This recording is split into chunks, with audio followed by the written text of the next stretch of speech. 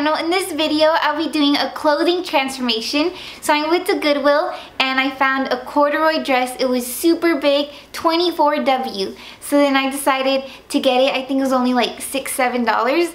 And then I had the image in my head to make a corduroy dress with buttons down the middle. So I still did a corduroy dress from the corduroy dress, but made it more cute fitted, and then with buttons down the middle, and the pockets were adjusted because everything was really big. Of course, you can make this dress with any material like jean or other colored corduroys, or even just making it from scratch. You don't even have to upcycle from another clothing item, but it would be cool if you did, because then you're taking clothing that's already made and making it into something new.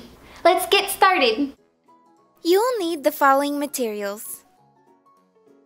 Trace the front and back bodice of a shirt or a dress you own on large paper. Find the midpoint of your front and back by folding it in half. I lowered the underarm by 2 inches.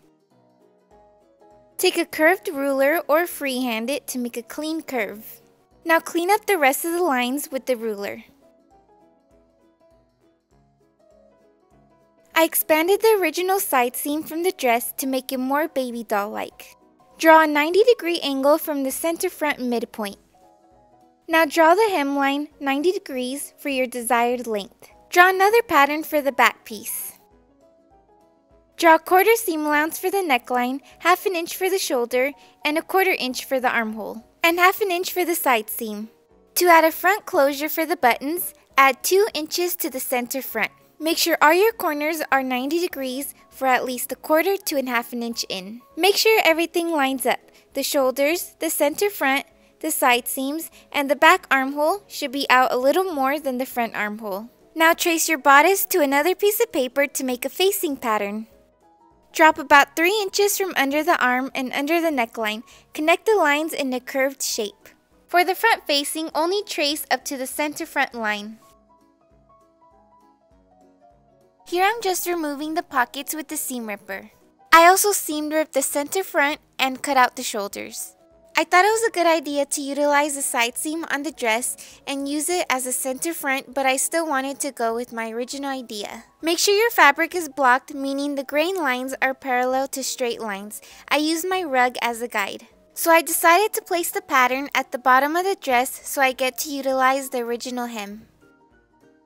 Cut a little snip at the fold line, 1/2 inch out from the center front line.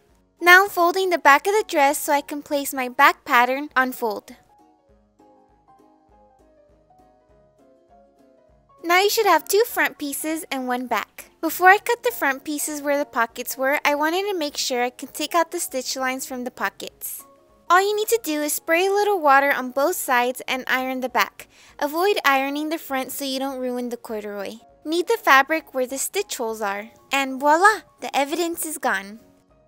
Now cut out the front and back facing. My back facing couldn't be cut on fold, so I just cut 2 and I'm going to sew it together. Add some inner facing to add more strength, and then sew it at the shoulders right sides together. Now sew the other shoulders right sides together as well. Sew with 1/2 inch of seam allowance. Place the facing and the dress right sides together, matching at the shoulder seams. Clip the seam allowance so it doesn't cause stress on the curves. Flatten out the facing and understitch the facing sewn with the seam allowance. Sew close to the seam all around the neckline.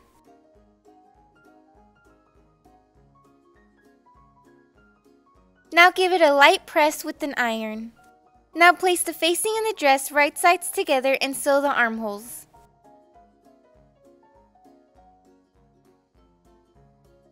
Understitching the armholes can be a little tricky, so you're going to have to sew it in 2 parts for each arm. You're going to start at the underarm and stop at the shoulder, and start at the other end of the underarm and meet back at the shoulder. When you're done with both armholes, you can turn it right side out. Place the facing and the side seam right sides together and sew.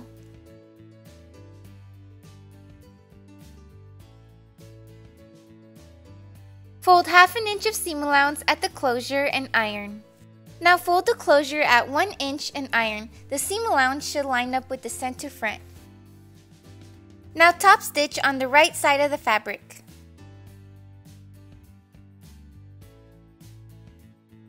To give it a cleaner look, I'm going to sew on the edge.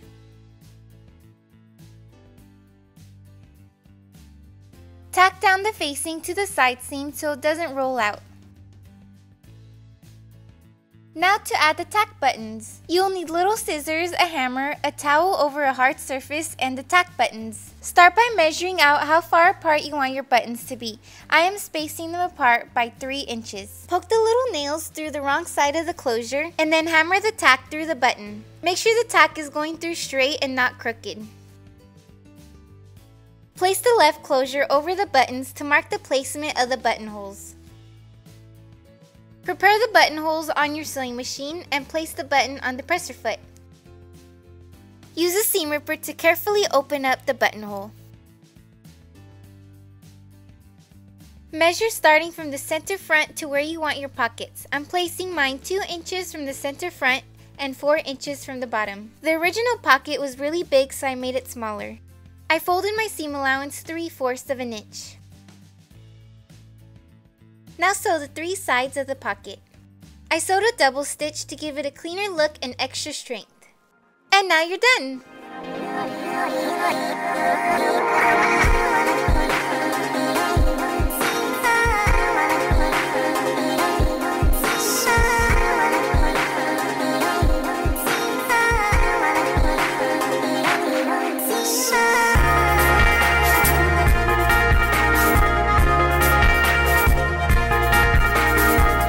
There's a slight jump.